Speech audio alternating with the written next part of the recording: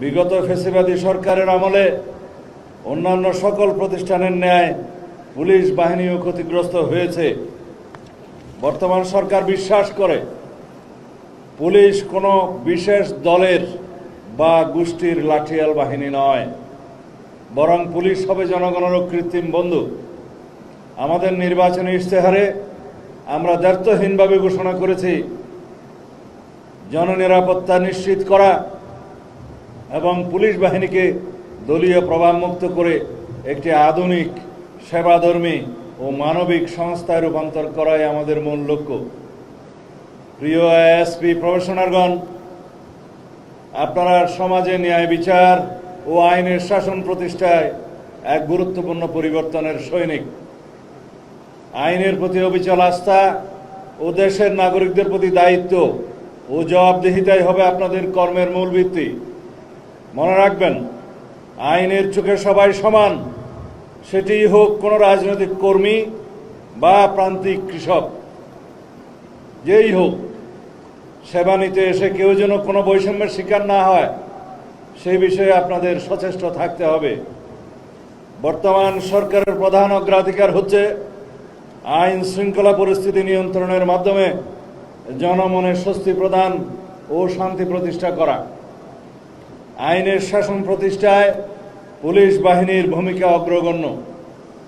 বিগত ফ্যাসিবাদী সরকারের আমলে অন্যান্য সকল প্রতিষ্ঠানের ন্যায় পুলিশ বাহিনীও ক্ষতিগ্রস্ত হয়েছে। বর্তমান সরকার বিশ্বাস করে পুলিশ কোনো বিশেষ দলের বা গোষ্ঠীর লাঠিয়াল বাহিনী নয়, বরং পুলিশ হবে জনগণের কৃত্রিম বন্ধু।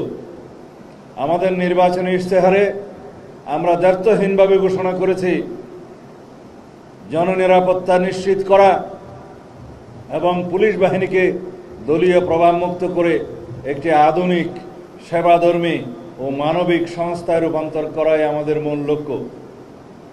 সেজন্য পুলিশ বাহিনীর মনোবল পুনঃপ্রতিষ্ঠা সহ একটি দক্ষ ও আধুনিক আইন শৃঙ্খলা রক্ষাকারী বাহিনী হিসেবে গড়ে তুলতে সরকার ইতিমধ্যে জনবল বৃদ্ধি সহ নানাবিধ উদ্যোগ গ্রহণ করেছে।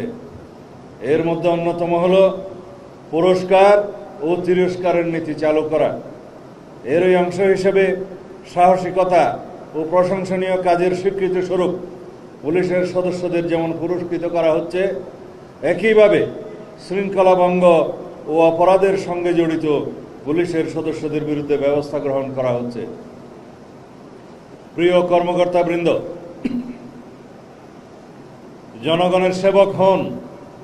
সাধারণ মানুষ যখন থানায় আসে, তারা যেন আপনাদের মধ্যে সেবার মানসিকতা দেখতে পায়। বর্তমান যুগ আধুনিক তথ্য প্রযুক্তির যুগ। সেজন্য ডিজিটাল অপরাধ দমনে আপনাদের সর্বোচ্চ কারিগরি জ্ঞান অর্জন করতে হবে। সাইবার নিরাপত্তা থেকে শুরু করে আধুনিক অপরাধ তদন্তে আপনাদের অগ্রণী ভূমিকা পালন করতে হবে। বর্তমান সরকার দুর্নীতির বিরুদ্ধে জিরো টলারেন্স ঘোষণা করেছে। দুর্নীতির করাল গ্রাস যেন আপনাদেরকে স্পর্শ করতে না পারে, সেদিকে সদা সতর্ক থাকবেন। বর্তমান প্রেক্ষাপটে 27তম বিসিএস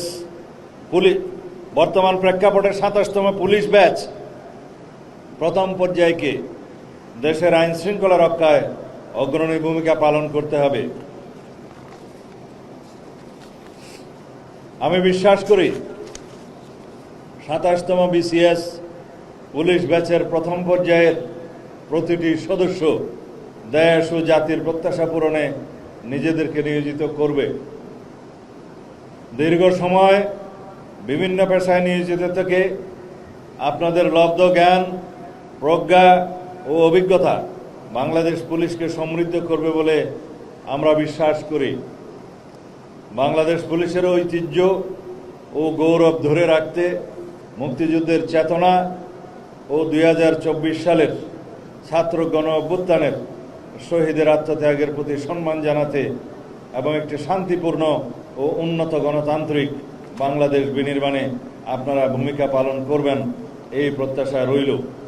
আমি আপনাদের পেশাগত সাফল্য, সুস্বাস্থ্য এবং উজ্জ্বল ভবিষ্যৎ কামনা করে আমার বক্তব্য শেষ করছি। আমি বক্তব্য শেষ করার আগে স্মরণ করতে চাই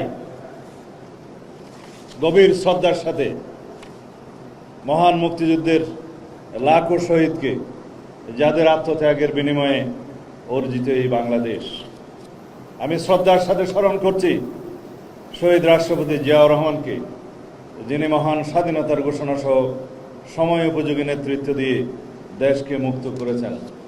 আমি আরও স্মরণ করছি তৎকালীন জাতীয় নেতৃবৃন্দকে, যারা দীর্ঘ লড়াই সংগ্রামের মধ্য দিয়ে স্বাধীনতার পটভূমি তৈরি করেছেন এবং স্বাধীনতা সংগ্রামে অংশগ্রহণ করেছেন। আমি শ্রদ্ধার সাথে আরও স্মরণ করছি 2024 সালের ছাত্র গণ অভ্যুত্থানের সকল শহীদকে, যাদের আত্মত্যাগের বিনিময়ে মুক্ত হয়েছে আজ গণতন্ত্র, যাদের প্রত্যাশা ও গণ আকাঙ্ক্ষা অনুযায়ী বৈষম্যহীন দেশ গড়ার প্রত্যয় নিয়ে আমাদের এগিয়ে যেতে হবে। আমি আরও স্মরণ করছি 3 বারের প্রধানমন্ত্রী, আপসহীন নেত্রী দেশনেত্রী বেগম খালেদা জিয়াকে, যার সুযোগ্য নেতৃত্বে বাংলাদেশে সুপ্রতিষ্ঠিত হয়েছিল গণতন্ত্র, বাংলাদেশের মানুষ অর্জন করেছিল গণতান্ত্রিক অধিকার। গভীর শ্রদ্ধা জ্ঞাপন করছি সেই সব বীর পুলিশ সদস্যগণকে, যারা 1971 সালে দেশ মাতৃকার মুক্তির লড়াইয়ে অকাতরে জীবন বিসর্জন দিয়েছেন। আমি আপনাদের এই প্রশিক্ষণ সমাপনী কুচকাওয়াজে উপস্থিত হতে পেরে আমি অত্যন্ত আনন্দিত। আজকের এই আনন্দঘন দিনটি অনেক আগেই আপনাদের জীবনে আসার কথা ছিল। দীর্ঘ 18 বছরের প্রতীক্ষা ও সীমাহীন বঞ্চনা কতটা অমানবিক ও পীড়াদায়ক তাহা সহজেই অনুমান করতে পারি আমরা। আপনারা প্রায় 1.5 যুগ আগে অবৈধ সরকারের প্রতিহিংসার শিকার হয়েছিলেন। আপনারা স্বৈরাচারী ফ্যাসিস্ট সরকারের পতনের পরে ন্যায্য অধিকার ফিরে পাওয়ায় আপনাদের অভিনন্দন। কিন্তু আপনাদের মনে রাখতে হবে, এই বঞ্চনার পরে, এই নিপীড়নের পরে অধিকার ফিরে পাওয়ার কারণে আপনাদের কাছে আমাদের এবং জাতির যে প্রত্যাশা, সেই প্রত্যাশা যেন আপনারা সব সময় মনে রাখেন। 24-এর ছাত্র গণ অভ্যুত্থানের পরের যে গণমানুষের প্রত্যাশা, জাতির প্রত্যাশা, বর্তমান রূপান্তরমূলক এই রাষ্ট্র কাঠামোর মধ্য দিয়ে আমরা যে যাচ্ছি, আমাদের জাতির যে প্রত্যাশা, সেই প্রত্যাশাকে আপনারা পূরণ করবেন, দুর্নীতিমুক্ত থাকবেন, দেশের প্রতি, দেশের মানুষের প্রতি সব সময় আপনারা এমন আচরণ করবেন যাতে মনে করে দেশের মানুষ, পুলিশ সত্যিকারভাবেই জনবান্ধব হয়েছে এবং জনগণের বন্ধু হয়েছে। ধন্যবাদ আপনাদের সবাইকে। আসসালামু আলাইকুম। খোদা হাফেজ।